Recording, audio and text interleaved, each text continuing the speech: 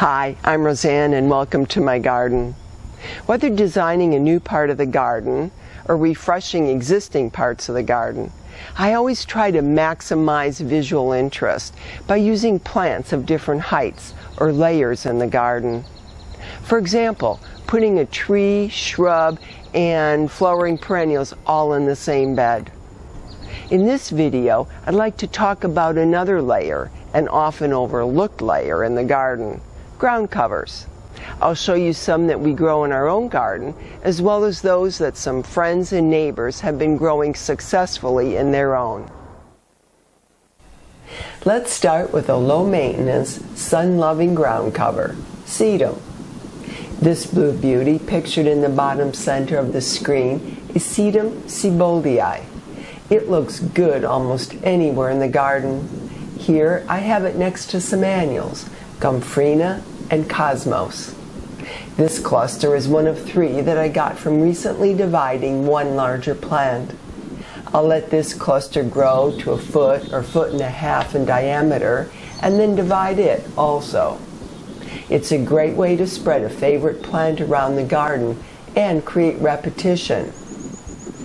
There's not a lot of blues like this in the garden, which makes it so appealing. The blue leaves coming off of arching stems are thick and succulent. And the pinkish buds will soon open to rosy pink flowers. There are many sedum ground covers, and I've been admiring this large display blanketing our neighbor's front garden for years. The bright yellow flowers and thick shiny leaves are attention-grabbing, yet balance well with the other plantings and stonework. The sedum gets as much sun as possible in this site, as the sloped area faces due south. The flowers, bountiful in June, are a deep yellow.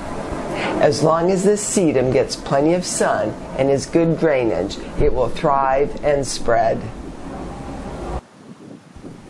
Now I'd like to introduce you to a shade-loving perennial, sweet woodruff. I've had this patch for about 3 years, and it started with 4 little plants. Some say it's a fast spreader, but that hasn't been my experience. It takes little to no effort to grow, and I typically don't even need to weed the patch. I like sweet woodruff because it does well in partial or even full shade. And, although it prefers moist soil, it can handle periods of little to no moisture, which makes it a good choice for growing under trees.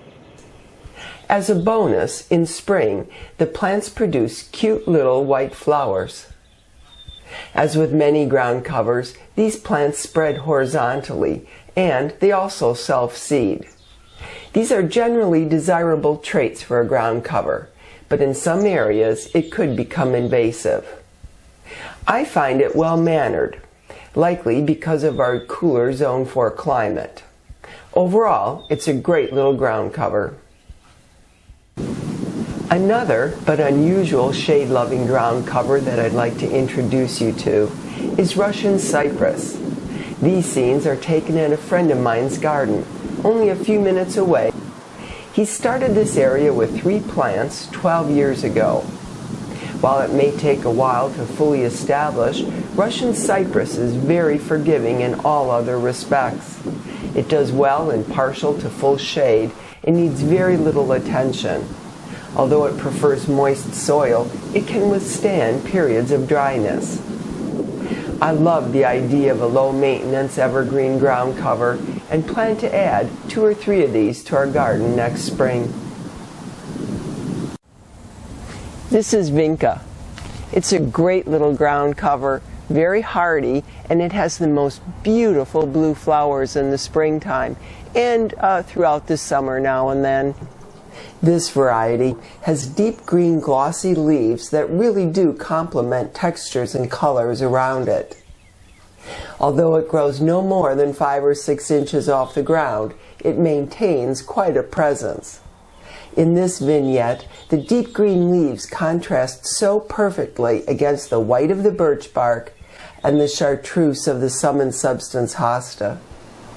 I grow Vinca in 4 locations throughout our garden, and it seems to do best in partial shade, with adequate moisture.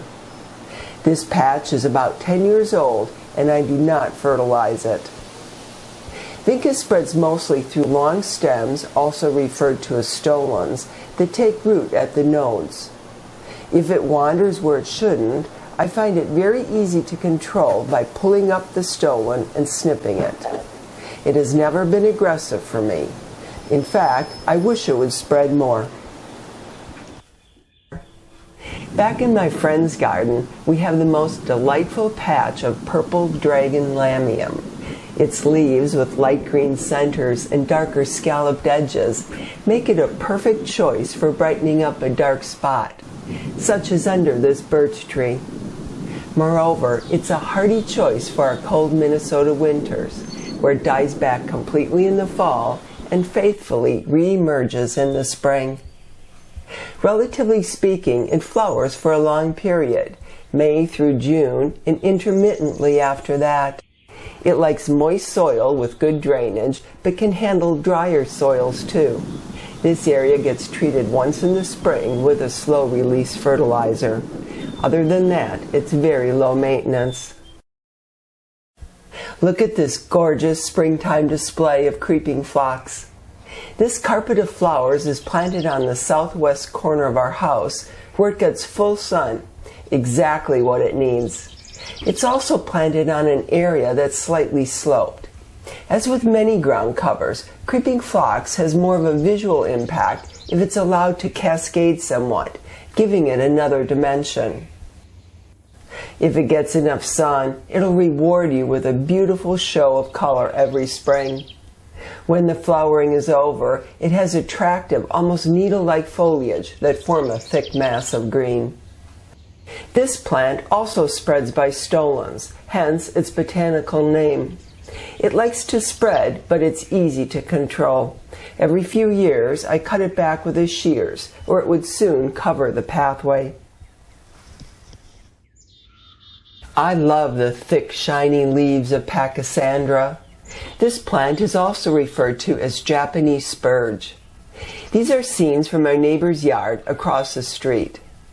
I've always felt Pachysandra's glossy leaf texture and deep green color made it look very lush and rich. The good news is that it's very adaptable and easy to grow once established, as it's generally disease and pest resistant.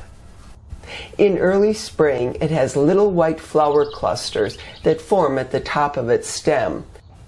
It's an aggressive grower and can cover large areas with a beautiful uniform carpet. Like so many ground covers, the very traits that make it a desirable ground cover can also make it invasive under the right conditions. It does best in partial shade and prefers rich, medium to moist soil with good drainage. Planted in between the flagstones is Sagina subulata, more commonly referred to as Irish moss. It's absolutely my favorite ground cover, and one could say it's my signature ground cover. We have Irish moss growing throughout our garden. I've been cultivating it for about 20 years. It's an herbaceous perennial in the Caryophyllaceae or pink family. It produces tiny little white flowers, each about 1/8 inch in diameter. These flowers become seed producers and help to spread and thicken the patches of Irish moss. Despite its common name, it's not related to moss, other than both being members of the plant kingdom. Moss is primitive and does not flower. I believe Irish moss is a perfect companion for natural stone, as they both help to accentuate each other.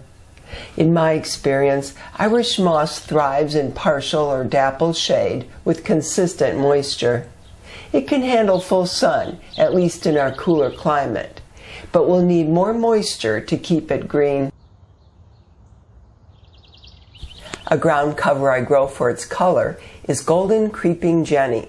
Here, pictured in front of a tall green arborvitae, its chartreuse color provides a pleasing contrast. And what a great way to add interest to a tiny patch of ground. It's a sweet little spreader that is reportedly far more behaved than its cousin, the green-leaved variety. I think that small patches of lime green or chartreuse in the garden can have a lot of impact as long as it's not overdone.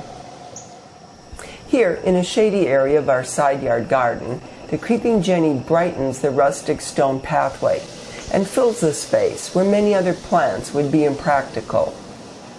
It has performed best for me in partial shade with consistently moist soil. The last ground cover I'd like to show you is European ginger. We have this growing in a very shady area that gets watered regularly. This grouping is made up of 3 plants that are about 3 years old. After they were struggling the first year, I learned ginger prefers acidic soil, whereas our soil is slightly alkaline. To lower the soil's pH, I now apply an acid fertilizer, such as mere acid, to the plants twice every summer. It seems to do the trick, and for me it's worth it. European ginger is a beautiful plant with elegant and strong leaves. I'd put it where it can be easily seen and appreciated. Unlike its relative, wild ginger, native to North America, European ginger is slow to spread. Perennial ground covers not only add visual interest to the garden, they also help to limit weeds, keep the soil cool, and reduce evaporation. If you haven't already, I hope you'll consider adding ground covers to your landscape. Thanks for watching.